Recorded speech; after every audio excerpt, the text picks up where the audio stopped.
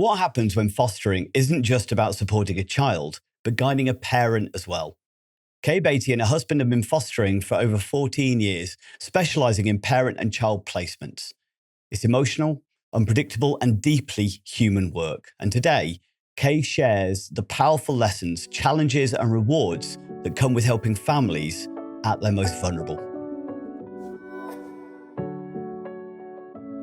If you are caring for someone else, whether paid or unpaid, and no matter how many hours you do it, did you realise that you may be missing out on thousands of pounds of discounts for things that you may use every day?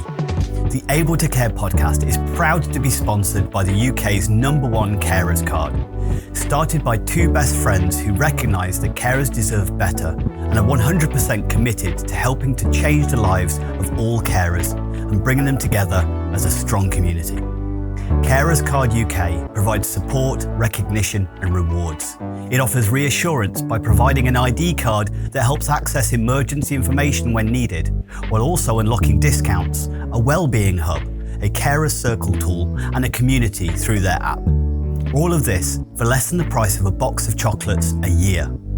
There are discounts on gym membership, days out, electrical goods, clothing and even glasses. Let others know you care while taking a little care of yourself with an ID card you can be proud of. Visit carerscarduk.co.uk/promo code/able to care today to order yours.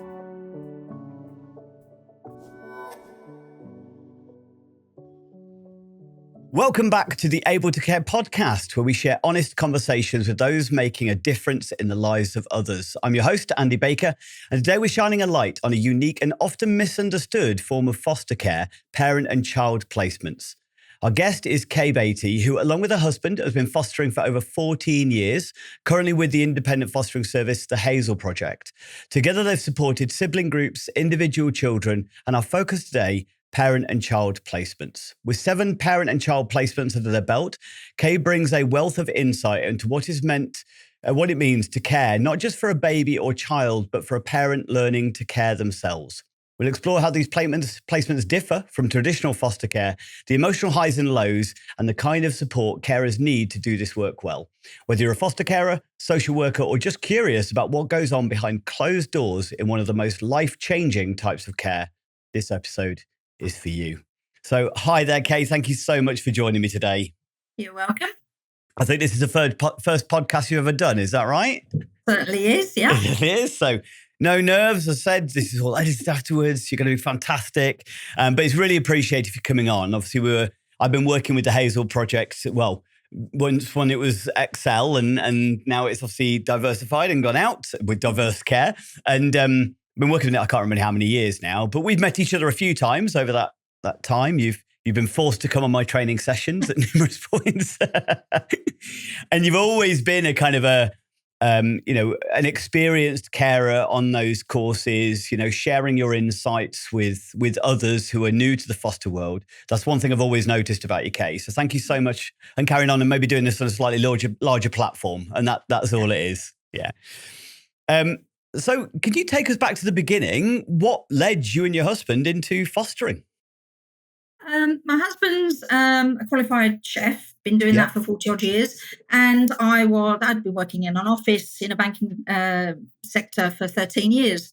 And we had moved house with our own 2 birth children who were in their mid-20s at the time. And it's a lovely big 5-bedroom house, and as just luck or not luck, within 6 weeks of moving, both my children left home.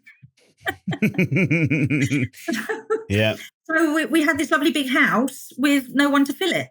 And I contacted, as you said, it was Excel at the time, just putting some feelers out. We talked about it. It is a very big commitment. It's a 24/7 job. So it doesn't finish at 5 o'clock. And they had someone come round and sat down and chatted to me and Julian, asked questions. They answered questions. We weren't quite ready. We were still umming and ahhing. And they said, get back to us, if you feel that way. And a few months later, my niece and nephew with 2 young children, aged 2 and 4 at the time, were emigrating to Australia. They sold their house quicker than I expected. And I said, we've got loads of room. Come and stay with us. And they moved in for about 5 months. And that was it. We realized we could live with other people. I did predominantly want to do parent and child. That was something I really, really wanted to do. So I got in touch with Excel, who remembered me, spoke to me like I was just talking to them yesterday. And I did say to Emma, who is our safeguarding officer now, at the time, that parent and child was the route we wanted to take. And she suggested we get some fostering under our belt first. That's something our agency liked to do. And I went through the Form F, which was basically, I think, about 4 interviews of 3 hours. They weren't interviews, they were chats. Each lasted 2 to 3 hours, going back as far as you could remember. Some people might say it's intrusive. I found it very cathartic. I enjoyed it. It was lovely remembering things and the stories. We did lots of laughing. There were some tears because it's bringing up things. But it was great. I didn't find any problem with the Form F at all. And it was approximately 4 to 5 months later, we went to panel, which is more scarier than it is. Sounds more scary than it is. Some lovely people there who have some questions for you. Just want to make sure you're the right sort of person for fostering. And well, that's it in a nutshell. I had 3 months notice to work out, which I had given 3 months notice, but I had 2 weeks left by the time we passed panel. And while we had those, during that 2-week period, we got a phone call for a sibling group of 4. And I just, blew me away really. But we said, yep, we're in this. And the agency gave us some support. Someone was coming around and helping out while I still had to go to work. But I was reduced hours and I was coming home by 2:00 in the afternoon. And we got through it. And I just thought, if that's as bad as it gets, we're going to be good. So, yeah, there you go. Okay, straight in with a sibling group of 4 straight away. That's how to trial by fire a little bit, isn't it? Yeah. So what was it that drew you to the kind of the child placement side of things, the child parent placement side of things first? For me, it was the basic that every child deserves a basic level of care and nurturing. And I think a lot of people have the opportunity to do that. Some have not been taught either by their own parents or for problems that they may have themselves, i.e. learning difficulties but I just felt that I'd raised 2 children of my own, not too shabbily. And I just thought I could pass that knowledge on. I really can't put my finger on why I gravitated towards that more than just child placements. It was really in my gut that I wanted kids to stay with their family, with their parent or parents. And as it happens, our first P&C, that it for short is what we call parent and child, but our first placement was a mum, dad, baby, and dog. Yeah. Yeah. I think that's it. There's a bit of a misnomer straight away, isn't there, as far as the parent-child placement? It's quite, I know a number of the placements you've had have just been kind of a single mum with a child or baby. But you've also, I say, the first one you had was almost an entire family moving into your household. So it was. And it can be difficult because it was out of all the 7 placements that I'd done for P&C, that was the only time I'd had a dad. It wasn't easy. It wasn't easy having a whole family. And the dynamics were very different. We're lucky enough in our house that we can provide a bedroom and a sitting area and half a kitchen with its own fridge, freezer and everything else. So it's very much a home for them. It's not just a bedroom. But Dad was not really inclined to help raise the child. So it was us trying to put our energies into Mum. But it was tough. It was tough. And it took him more than the mum a long time to trust us. He tended to just stay in his own room and rarely come out. But when he did, he was a lovely chap. He was very nice, and we saw that change. And they were with us for 9 months and they did get to keep their little girl. And they went on to invite us to her first birthday party, which was very lovely. They've since moved up north, and we don't have any connection with them anymore. But hopefully, they're thriving. Yeah. Oh, that's amazing. And that must give a, even if it's just that first year and seeing that first birthday and still kind of going strong as a family, that still must give huge levels of satisfaction. So how would you say, obviously you have supported children, siblings, and then you've also done these P&C placements. What are the main differences from your more traditional foster care, do you think, with the The biggest C&P? difference is the adult. They quite often need taking care of themselves. Um, Apart from one where we had a very young mother, it technically it was two placements because she was under 18. But other than that, they've all been quite mature, actually. I've had sort of, I think three of them were in their early 30s and a couple in their mid 20s. Um, the difference is getting on with that parent, getting to gain their trust, that they know you're there purely with good intentions. They're obviously wary. They're coming into a stranger's home. I mean, that's always a tough one. And not to be their best friend. That's the hardest thing, because as time goes on, you quite often you like these people. You know they are lovely adult people with children, but you're not there to be their friend. You're there to be their safety net, their teacher. To be someone they can bounce off with ideas. I mean, parent and child fostering is very bespoke, very bespoke. And when they come to you, some parents need teaching for whatever reason. They've maybe not had a child before, and we had one mum come to us, and unfortunately, she'd had for three children prior taken into care, which she wasn't going to keep. They'd gone on to adoption. And this one, she'd been given a chance. We picked her up from the hospital when the baby was 2 days old, and she could not be more grateful. And it was over Christmas. It was lovely.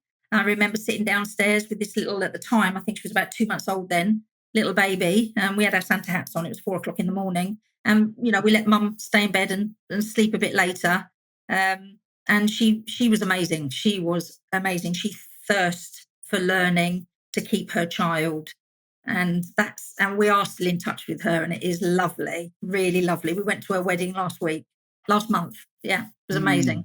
Oh, amazing. Yeah. What do you think changed for her in that time? Was it the fact that she'd had those children taken off her, that it was that kickstart to kind of go, I can't have another one gone? Or was there something in the life changed? Yeah. I think it really frightened her. And at the time there was no choice for her. She was told, you go into the P&C placement, or your child will be removed. Put. I don't want to say into care. I don't like that term. No. Will be looked after. Yep. So she did come to us, and she wasn't sure what to expect, but she very soon realised we are nice people. We're just humans. And, the interaction was great. She loved to cook. So she was in the kitchen with Julian, and they were doing lots of great stuff. And, just introducing her to mum and baby classes, where little ones can bounce around, learn Makaton, do dancing. She had no idea that motherhood could be so much fun. And that was just lovely to see her grow like that. And she's sent many messages saying, if it hadn't been for you, I wouldn't be where I am now. Have you come across some parents that are they're so set up, or they've got the mentality they're going to fail anyway, that they find it really hard to kind of be able to connect and learn the skills that they need to learn? Very much, very much. We've had a parent came in with a very young, 18, he wasn't even 18, maybe a 12-month-old and a 2.5-year-old. And she felt that she had been raising them and there was no problems. Her life was very chaotic, so chaotic. And it was really difficult to make her understand that you can go over the top and do too much for your children. She wanted to sort of take them out at 8 in the morning and bring them back at 8 o'clock in the evening. And time kind of told us that it was because she was afraid to be left alone with them. She didn't really know how to deal with them and what to do with them. So she'd rather stay out all day doing activities. And she felt that that was the best thing a mum could do. So that was really difficult to try and turn that around. Um, Unfortunately, she doesn't have her children anymore. They are in her family, but with other members of the family. Um, yeah, so sometimes you don't get the outcome you really, really want. As you mentioned, sometimes that's due to, things like learning disabilities, intellectual or mental health issues, and things like that mum or parents may be experiencing or struggling with. But you said sometimes it's because they've never experienced what good parenting is themselves. So how do you then learn it? And I think that's a misunderstanding from what parenting is. I think there's an expectation sometimes, well, parenting's just natural. No. And this is the big difference between, decades ago when the only other choice was a mum and baby unit, which is very different. You've got a turnaround of staff. Everything was scheduled, and everything was written down, and the observations were cameras all the time. And we had one of our mums had been in a unit prior to coming to us, and she thinks that that's why it failed. She was the one whose wedding we went to. She thinks that's why it failed when she had her son, and she was in a mum and baby unit.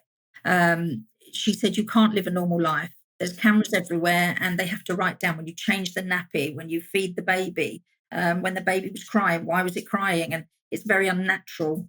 And I can 100% see why that would not thrive at all.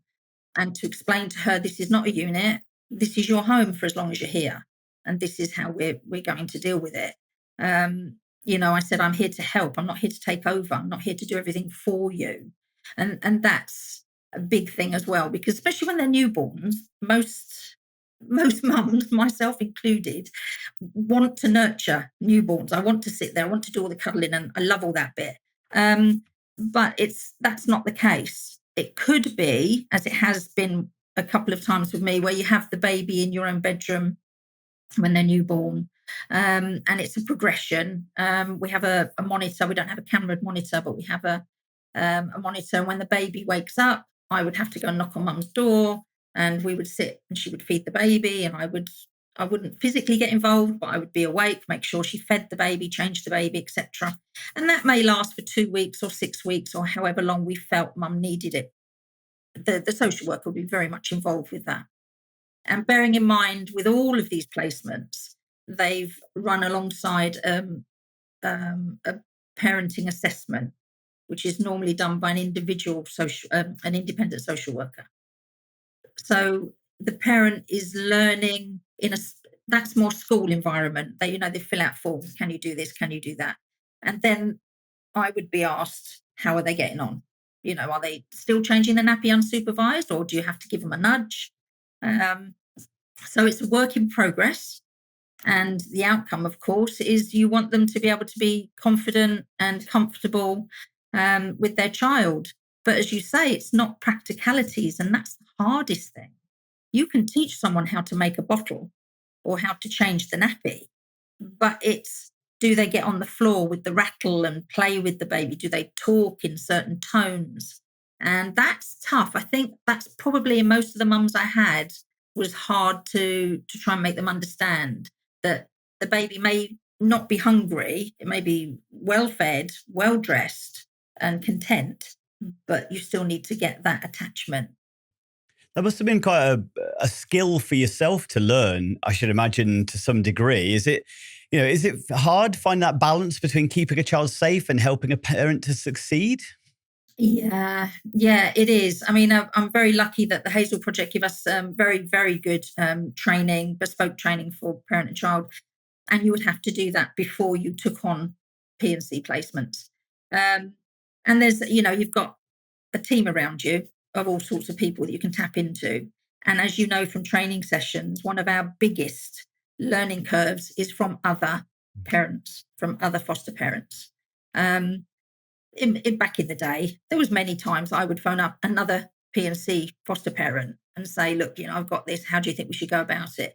And that's one of the greatest gifts ever, because if it's tried and tested and it works, Yep. then we can give it a go. For all the books in the world, which are great, when it comes down to reality, it doesn't always work like that. So, yes, answer to your question. Sorry, I'm going off on a tangent there. No, that's great. Yes, it is hard to. It's very easy for me to take over if the baby's crying and comfort the child, but that's not teaching mum anything. I had one of our little ones who was 2 at the time, had bad croup. And although I explained to mum it was croup and what I thought we should do about it, she'd never had this before. She was really worried. So we had to go to A&E at 2:00 in the morning, which is fine because that was the right thing for her to do. Yeah. And the doctor told her it was croup and that's what we should do. But I was really pleased that she took that decision for us to go. And that's where we want to be. We want to be able to say, you made the right decision. You made the right choice there. Instead of don't keep coming back on me because I probably know the answer, but I want you to come up with that one. Yeah, that's a great example, isn't it? It's kind of, I suppose, once upon a time, we would have been raising a baby typically in a household with grandparents and things like that around that would have offered that support and advice. But that isn't what society is anymore. Society is you're kind of in the house on your own. You've got to manage independently.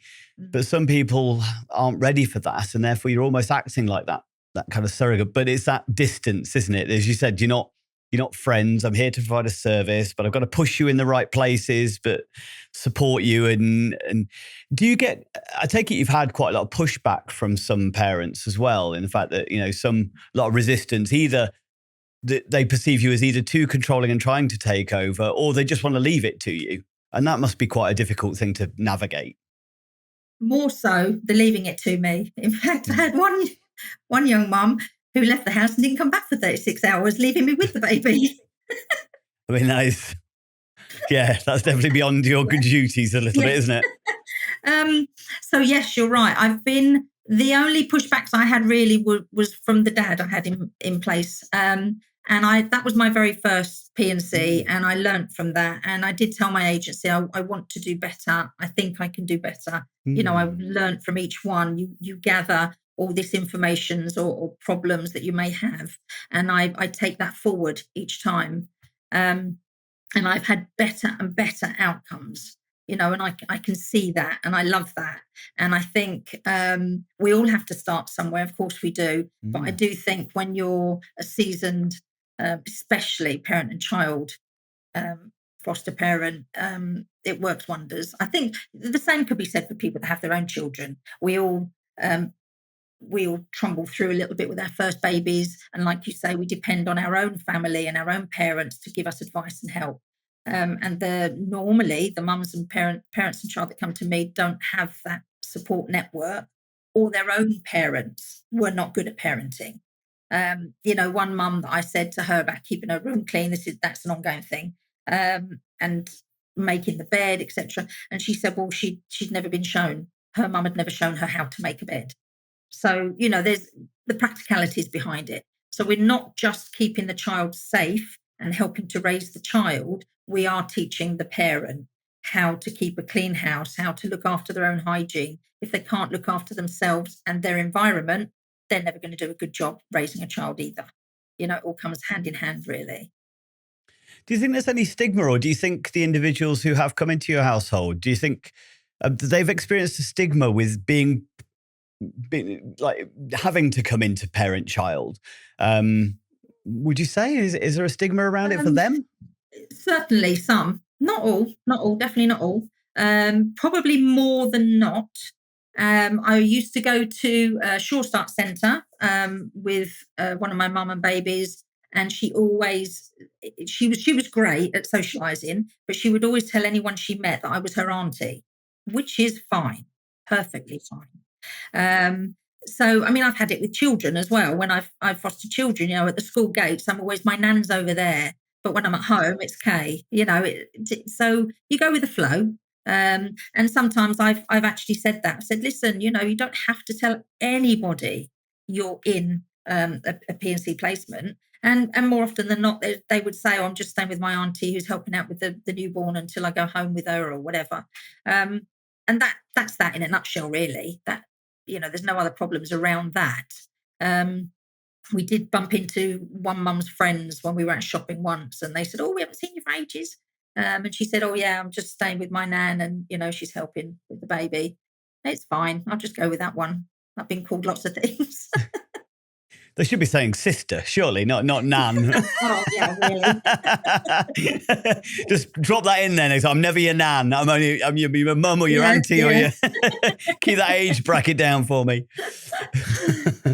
So obviously foster care as a whole is incredibly emotional work. Do you think there's any specifics or anything that makes kind of parent and child placements especially intense or complex? Yeah, very much so. It's as I've said before, it's 24/7 for a start.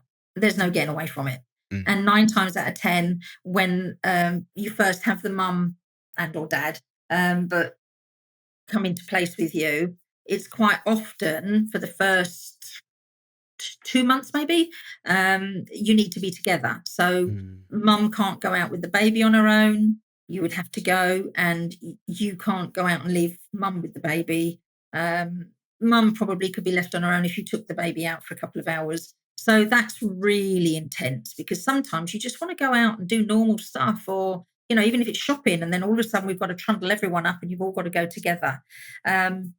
And some mums get a bit frustrated with that as well. But they have to work towards a trust and the fact that they would be okay and safe with the baby. And it normally does come around sort of 2 months. The social worker will have, the 3 of us will sit down and have a conversation, and they'll say, well, how about you go out for 1 hour on your own for the first 2 weeks, and then you take the baby out for an hour to the park. And so it trundles along from there. And some of them have actually then had days where they could go back to a family member for 2 or 3 hours and then come back to me. Right. So you have to get them to a point where they would be fine in the community. It's no good having them safe and happy here in my home and then saying off you go. So, it's a gradual step. And then at the end of the placement, and most of mine have lasted about 9 to 12 months. Right. There would be this table written up, and it would take at least 2 to 4 weeks where mum would go home and stay in her home maybe for a few hours, and then built up for one day, overnight, a weekend, and so on. And that's, it's all coming to an end then. So I've got plenty of time to understand, they're going to be moving out. Yeah, of course. Well, I should imagine as, how do you emotionally kind of prepare and cope with situations where either they're moving on or maybe there's been some times as well where you've kind of known this is going to work. How do you kind of prepare for those? Yeah, that's a tough one. I'd probably say at the 7 I've done, 2 babies I've really craved afterwards. And I've sometimes felt I've heard them crying upstairs, or it really, really tugged at my heartstrings. But we won't talk about them because I get emotional. Oh, no, it's okay. That's okay.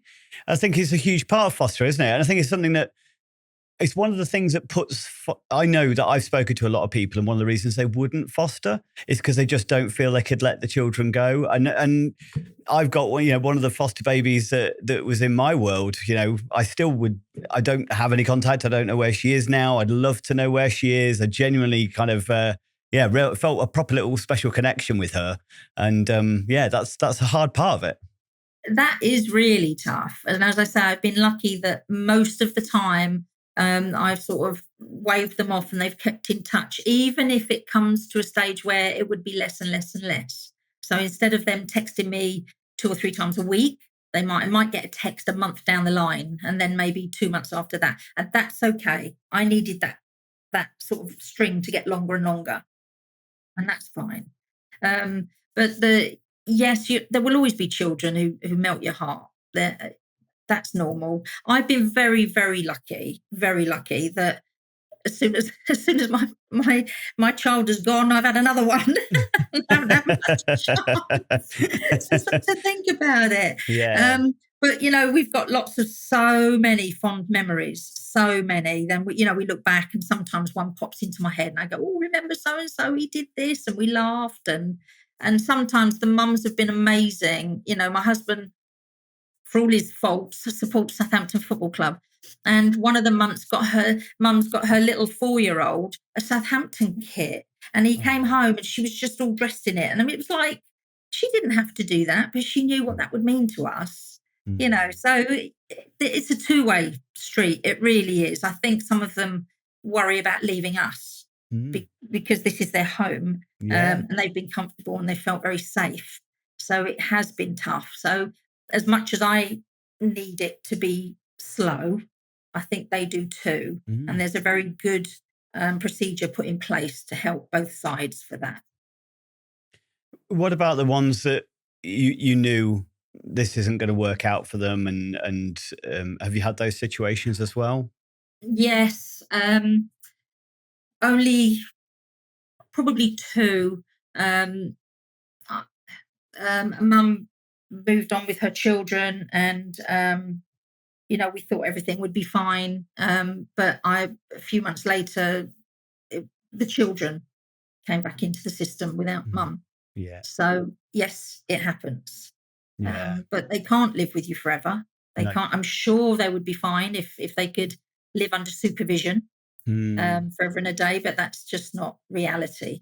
Yeah. So it does happen. But I think the pinnacle of all of this is to give them that chance, to say to them, if you can up your game, if you can do what you need to do, if you can prove to us you can keep your child emotionally well and physically healthy, I think everyone deserves that. But I don't think everyone's capable of it. No, absolutely. And again, lots of reasons why that might be the case, and none of them are their fault. As far as it, I mean, they're bad people. I've met some, and I've had conversations with some mums that genuinely love their kids. They can't put them first, and they don't know how to be mums, but they want them to do well. They want them to be okay. You hit the nail on the head, Andy. It's the environmental. The main problem I felt, and social workers have told me this, is not putting their child first. Yeah. I'd say that's probably the number one problem. Yeah. And if they can turn that around and realise there is a better life out there with not having certain people in it.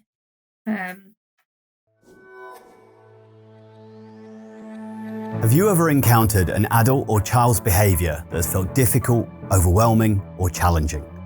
Have you sometimes felt at a loss of what to do, or know that you didn't handle it quite right? People are complex and unpredictable, and their behaviour can be like the weather. We've all made the mistake of looking out the window and feeling safe to wear shorts, but 5 minutes later wishing for an umbrella. What if, like a weatherman, you understood how humidity, temperature and pressure all come together to cause the weather, allowing you to better prepare, predict and respond, and prevent ever having a picnic ruined by a thunderstorm ever again? My book, called Targeting the Positive with Behaviours that Challenge, helps you to become the weatherman of behaviour. It provides you with a toolkit to increase competency, confidence, resilience and empathy, so you feel more assured about how to respond to distressed or dysregulated behaviours in others, including those affected by trauma, mental health, neurodiversity, learning disabilities or dementia.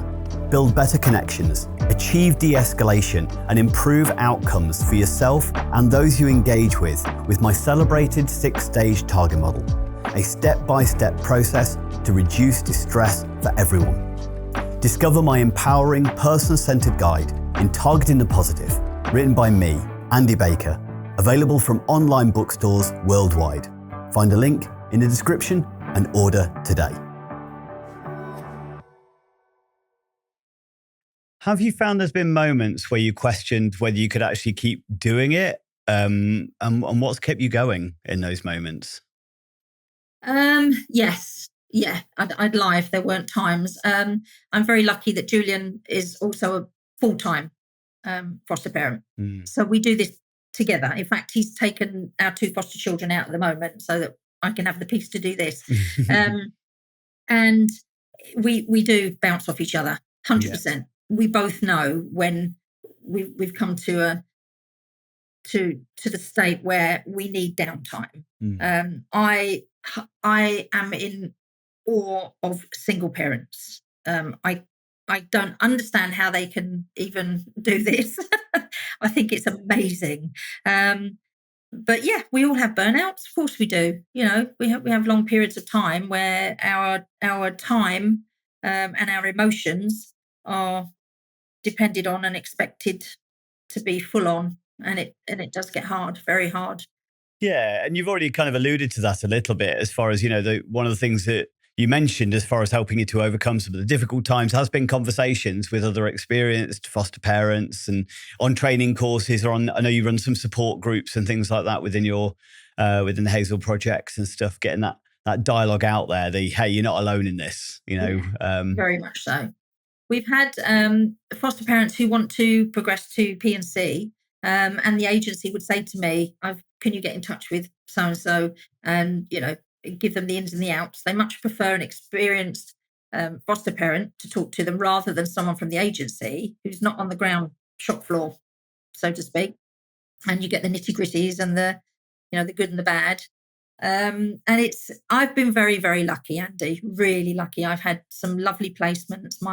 Out of the 7 P&C, I've had one that didn't work well with me. But the other 6 were fine, and I've had lovely outcomes, and I've been very proud of the work we've done. And I think out of those 6, I think 4 have gone on to raise their children, and I know 2 of them have had more children since, and they've been at home and kept those children. So that's the best news ever, really. That was a nice way you put that, actually. The fact that it didn't work out with you and your family. I think that's a really hard thing for any foster parent. I always kind of say, if I had a room full of 100 people, more than likely at least 2 of them I wouldn't get on with, and 2 of them wouldn't get on with me, and it could be different. But when you're a foster parent, statistically, you could just get those 2. It's just the other. If you had other 98, so sometimes it isn't going to work out. The dynamics, the culture are too different. They can't accept you. They just can't build trust. But that must be so difficult to be able to be aware of that and recognize it's nothing personal. It's not because I'm not good enough. It's just this isn't quite a good fit, or they're not ready for me, or whatever it is. That's exactly right. I've learned it's taken me years, really. When you hear that a placement breaks down, I've never really understood it. If the child, I'm talking in terms of child placements now rather than P&C, but I don't know. The child's not particularly naughty or they're manageable. I don't understand what happens there. But I actually did have that a couple of years ago. It broke my heart, absolutely broke my heart. But I am in touch with the young person, and they text me quite often, and we've seen them since, and they miss us, and we miss them, but it had just come to fruition. We had done everything we can for them, and it was time for them to move on to someone else who could give them a different set of skills or go forward with whatever their thinking was. And breaking down doesn't mean that you don't like each other anymore or that you hate living there or anything like that. It's not at all like that. There's many reasons. And I really feel good that this placement needed to end. And I can live with that. I didn't let them down. And it didn't end because they were bad or anything like that. They've still got a big part of me. So, yeah. Yeah, I think there's so many people who'd be listening to this that might find that really, really inspiring and maybe feel slightly connected with that, because it's something I've come across many, many times across all the different agencies. It's that I always try and go, it's not because you can't, it's just too difficult, or it doesn't quite work. Or I love the way you put that, though. The skills, they needed to learn a different set of skills from a different placement or care. I think that's a really, really nice way of looking at it. But as you said, that's experience and self-reflection and a journey. Absolutely. I don't think if I didn't have the experience I had, I don't think I would have seen it. I don't think I would have unpicked it and said, this has come to an end for us. I would have just trundled along and tried my best, and that could have really been detrimental. So we all needed to understand what was happening. So obviously we talked there a little bit about maybe there has been times you've been close to walking away, but you've already kind of maybe, again, mentioned a few. But on the flip side, what were some of the most rewarding moments you've experienced within parent-child placements? Oh, if I say this, I'm going to start crying. It's all right. Stephen Bartlett manages to make a lot of money by making his guests cry. So it's podcast gold if I can get that. There's so many things. My goodness. I mean, mums keeping in touch with us has been brilliant because they send us photos of this little one who came to us at 2 days old. We've got one of the children that we used to look after is 13 years old now, and it's just amazing. And her mum said to us, would you mind keeping in her life as part of her life, because you're all she knew before, without me. And that's just great, just being part of that is amazing. One other mum who doesn't have her mum has her children out on a special guardianship, and her mum keeps in touch with us, just to let us know how the children are doing. I think in P&C, you're more likely to know where, because if the children are lucky enough to stay with, well, not lucky, if they do stay with their parents, you're more likely to hear how they're doing because the parents have already got that relationship with you. Whereas when it's a child that moves on, as you say, you lose that down the line. Yeah. It'd be great if they all pop up when they're 18 years old and say, thanks, do you remember me when I was 6? But with the parent, they're the one that's keeping in touch. It's not so easy with if a child moves on to another foster family. Quite often the foster family may or may not want to keep in touch, but I'm with an agency. I'm with the Hazel Project. So if that child goes back into the local authority, it may go to a local authority carer or someone else. And in that case, I wouldn't have any chance of knowing what was happening. Yeah. And in adoption as well, sometimes they're not always keen on kind of that as a reminder and stuff, are they? So yeah. Again, you've maybe already mentioned this a little bit, but I think it was nice to hear that. Have you seen some parents grow in ways that surprised and inspired you? And can you think of an example? Yeah. Yes. One in particular came to us with her 12-year-old son, who had some issues that she just couldn't cope with. He struggled to manage his emotions. She also had a 4-month-old daughter who was with another foster parent who only looked after babies, but that was local authority. I didn't know them. And she came to us with her son and had only been here a week, maybe 2 weeks. And I just gave her some tips on how to deal with his anger issues and other. He didn't like going to school, and we got him into school, and he was staying there all day, which was a huge thing that we overcame. And she was very, very, very surprised that it didn't take forever. She thought no one would be able to cope with his outbursts. And I did it with her. So one night, he was very angry and he was going upstairs and banging the wall and everything else. And she was going to go up there and start arguing with him, which is what she normally did. I said, no, let's just stay here. I know this is hard, but just sit here, blah, blah, blah. 10 minutes later, he came down and he sat next to her and started watching TV. And he'd never done that before. And something so, so simple meant that she could then commit. She said, okay, I know now, I know why I'm here, and I know this can work. And a month later, we had her 4-month-old daughter join us because I think they wanted to see her parent, her 12-year-old, before they could give her the 4-year-old to put in the mix, because then you're talking about lots of other baby stuff going on. So by then, her son was in school every day, not a problem. I'm not saying he was, the perfect child, but whatever his his foibles were, mum could deal with it. And that was a massive thing. So, and then mum absolutely changed 180. She lost 2 stone in weight. She gave up smoking. She started saving her money. She was cooking with Julian every day. She loved cooking. She would do all a Sunday roast all by herself. I mean, she is our biggest goal since I have been fostering.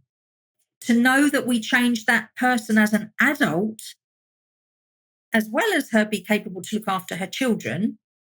And she went home and with her partner, we got to know the partner quite well, because when we took her to have family time with the children and their dad, we got to know dad relatively well. And they moved into a house together and they kept in touch, and we saw them afterwards. And I always said to her, you're our biggest success. You as a grown-up, as an adult, you are our biggest success. You got it. You really got on board with it and you ran with it. And you did. She said, it was there for the taking. And I just thought, I'm going to do the best I can. And I said, you went well above and beyond. And, now they've got their other, they had another one. He'll be about 2 now. But, so they're a family of 3. Yeah. Brilliant. Oh, that's an amazing story. And I say it's that sometimes that pulling that person out of feeling, getting that stuck in the I'm not good enough, I can't do this, I can't cope. Just that little bit of inspiration, that little bit of guidance took her out of that learned helplessness into by the sounds of it, she managed to thrive from that little bit of, you can do this. And maybe that's all she needed for one day. And we loved seeing it. We loved it. Every day, seeing that change was just immense. Yeah, it was brilliant. Beautiful. So you've gone through quite a journey, and obviously you've learned so much in the time you've been doing it. What do you think makes a good parent and child foster carer? The practicalities. We've been lucky enough, as I say, to have a home that had, a bedroom with another room attached to it, so they were able to use it as their own sitting room. I mean, we still call it a toy room, a playroom. And to have the space for them to cook. So we got 2 microwaves, 2 fridges, 2 freezers, and that sort of thing. So, and that's very difficult because Julian wants to cook for everyone. And I, to try and tell him, it's really hard. So from the practical side, that's kind of what you need. But from a nurturing side, like I said in the beginning, it's as important to me to teach the parent as it is the child. And I like to see the difference a lot. I can't explain how different it is. When you have a child, you're raising a child to the best of your ability. You understand it needs nurturing and it needs all the practical things. But when you've got an adult who's come to your house in their own little bubble, and you somehow have to infiltrate that bubble and say, well, there are other things you should be doing. It's really tangible. You can see a lot of mums like to stay in bed most of the day. They'll keep the child in the bedroom with them, and to try and explain that that's really unhealthy. They need to have the curtains opened. We need to get fresh air. And I like it. I like the challenge. And I like the results. It's almost kind of, I suppose, a coaching role, isn't it? In some ways, that you're kind of coaching the parents at the same time as helping them to raise a child. It is that almost level 2 parenting, I suppose, isn't it? As far as the hardest thing is to actually get to know that you can't force anything. You can't be too full on because they'll just back away. It's getting that real level of knowing that I'm doing it for the right reasons and in a friendly way and in a good way. And this could be fun. It's not an awful onerous task. It's doing it the right way. And that's probably the hardest thing to get right, to just understand, to get mum and or dad on board.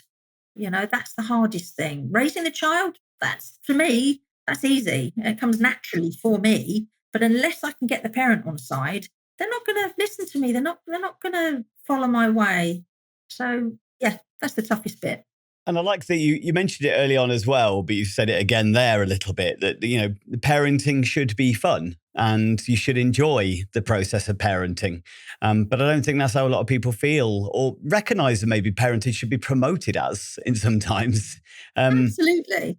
We're encouraged to do a lot of the when the Sure Start groups were open prior to COVID. There was a lot of things that went on, and it was amazing actually, because it wasn't when I was raising my children 40 years ago. But now there's a lot out there. There's an awful lot out there, and our remuneration allows us to do these things. We do. I think we earn a very good salary for the job we do, and it's lovely to be able to say, "Let's go here, let's do that." And actually, all the mums I had no idea that these things existed. And yes, some of them are paid. I love Maccaton for babies. I think that's a great little class. So that yes, there will be things that mums wouldn't normally have done, but there is a lot of community baby skills classes. As I say, Sure Start were absolutely brilliant, and you could take them once a month for the baby weigh-ins and everything. And just meeting other mums is one of the best things ever. So yeah, taking the kids out and it actually being fun, and me sitting back, because I'm only nan or mum, auntie. I can sit back and I can watch that mum engage with their children and other mums and their children, and that's lovely. You're opening up this whole. There's life out there for you mums and babies, and there's lots of single mums out there too. So I think they do worry about that. And to try and tell them you're not alone. You're really not alone. That part of your job, I suppose, is holding a hand to introduce them to a different community they maybe didn't know was there as well, to kind of feel a bit more connected. Healthy communities. Yeah, absolutely. Yeah. Other role models and things like that are showing how to interact with children and how to, that's a big part of it, I suppose, because it's not all on you at that point as well. No, that's nice. And again, the progression would be, well, we've been going to this club on a Tuesday morning now. We've been doing it for 4 weeks and I've come with you. Now I would like you to go with baby. Some of the people there. I want you to go there and enjoy yourself. And again, it's just putting it out there and letting them know they can do it. They have to be able to do it on their own before they leave here. I love that. So you said that you get some specific training, but what kind of support or training do you think is essential for carers doing this kind of work? Well, our agency, like P&C parents, to have had some form of fostering under their belt, normally about a year of fostering, unless you come to the agency with some specific skill set, like having worked in a baby mother and baby unit, or raising maybe adults who've got learning difficulties. So it's a plethora of skills, obviously. And I don't know when it was. Let me just look at my board. 2012, I'd been fostering children just over a year before I took on our first parent and child. And I guess the agency must have known, we were in it. Well, I'd already told them from the beginning that's what we wanted to do, but they must have felt we would be fine to do that. Otherwise, they wouldn't have done it. It is very much. It's 24/7. I can't stress how much, and more on me than Julian, because the female's normally the more nurturing. So I was the one that obviously would sit with mum when the baby was being fed at night and so on. Julian's more the fun parent. He teaches the cooking skills and the, let's go out and do this. And one thing I have noticed about you, Kay, as well, I think every time I've delivered a training session for Hazel Project, and I've been delivering for years, you're always on them. And that's a good thing, not a bad thing, just so you know. It's okay. Oh, Kay's on it again. But I think that's really important. I think you see the value of continual professional development, and that you don't know it all. There's always a new nugget. And I think last time you came on a course with me, you kind of said, even though I've done this course before, there was just a few little nuggets in there, a few little reminders of things, and some good connections with other people in the room and stuff like that as well. So yeah, for me, it's the reoccurring. I don't have the memory I used to have. And sometimes coming onto a training course again, I sometimes then know the answers and I go, well, that's good. That stuck with me, that one has. Or you can say something and I go, yes, I know this. And it just makes me feel empowered that I have done the right thing, that this is something I have been doing. And as we've said before, there are other, there's quite often about a dozen of us, I suppose, on these training courses. And everyone's got stories and everyone's got advice. And, you go away every time, as far as I'm concerned, with a little nugget. And that's what makes you a good carer, in my eyes, It's definitely a journey. It's not a destination, is it? As far as caring is concerned, there's we're dealing with human lives, so nothing's ever going to be the same. It's not mathematical. Nothing is ever the same. And that's what I like about it. That we don't know what tomorrow's got in store, really. I've been down a soft play area for 3 hours this morning already. Hopefully with the kids, who are just on your own, Kay. Yeah. I'm going out, love. Yeah. You're the kids. I'm going to that soft play again. Found my happy place. Yeah. Love it. Well, do you know what? It's absolutely lovely to hear your story, and I can tell there's still, 14 years in, you're still highly passionate about it, sharing your experiences, and still doing it. So you've got 2 children in your home at the moment. Yeah, I've got a young lad on permanency. He's he'll be 16 next weekend, and he's lovely. He's just part of us. Yeah. And we've got a 9-year-old on respite with us for a fortnight. Oh, fantastic. So yeah. Keeping you young. Yeah.